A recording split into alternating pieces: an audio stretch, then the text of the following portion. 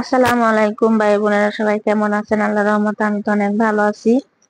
আমি আজকে দুপুরে কি কি রান্না করবো আপনাদের সাথে সবগুলো শেয়ার করবো। এই যে দেখেন, এখানে আমি ডাল নিয়ে নিয়েছি, চনার ডাল। এটা আমি আজকে লাউ শাক দিয়ে রান্না করবো, একটা বোমের মধ্যে দিয়ে দিলাম। আর এখানে এখন আমি আবার আলু ভাজি আর চিংড়ি মাছ রান্না করব। এই যে আলু ভাজিটা চিংড়ি মাছটা এখন বসায় দিলাম, চিংড়ি মাছটা একটু সুন্দর করে ভেজে নিব আমি। এখানে লবণ মরিচ হলুদ দিয়ে দিলাম স্বাদ অনুযায়ী।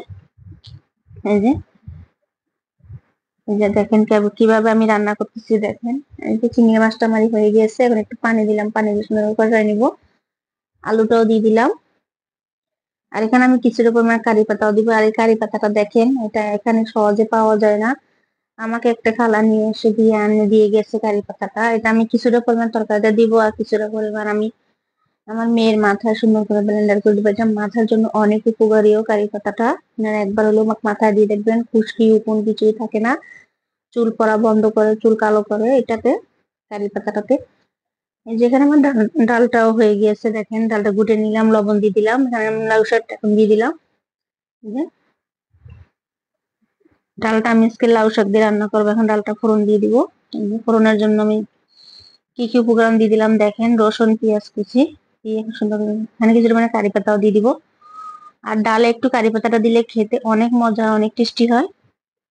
এই যে দেখেন, কারি পাতাটা দিয়ে আমি ডালটাও ঢেলে দিচ্ছি এখানে সুন্দর করে। এই যে ডালটা একটু ঘন ঘন রান্না করবো লাউ শাক দিয়ে, ডালটা খেতে অনেক মজা হয়, একবার হলো বাসায় ট্রাই করে দেখবেন। দেখেন আমার লাউ শাক, আলু ভাজি, তারপর লইট্টা মাছ রান্না করা শেষ হয়ে গেছে। এই যে কত সুন্দর লাগতেছে দেখেন কালারটা। লইট্টা মাছটা সুন্দর করে ভুনা করেছি, একটা লইট্টা মাছ ভাঙে নাই।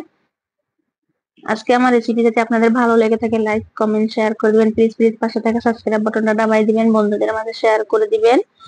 আমাকে বেশি বেশি করে একটু সাপোর্ট করবেন, কমেন্ট করবেন। আপনাদের একটা কমেন্টে আমার উৎসাহ বাড়াই দেয় ভিডিও বানানোর জন্য। না, আসসালামু আলাইকুম।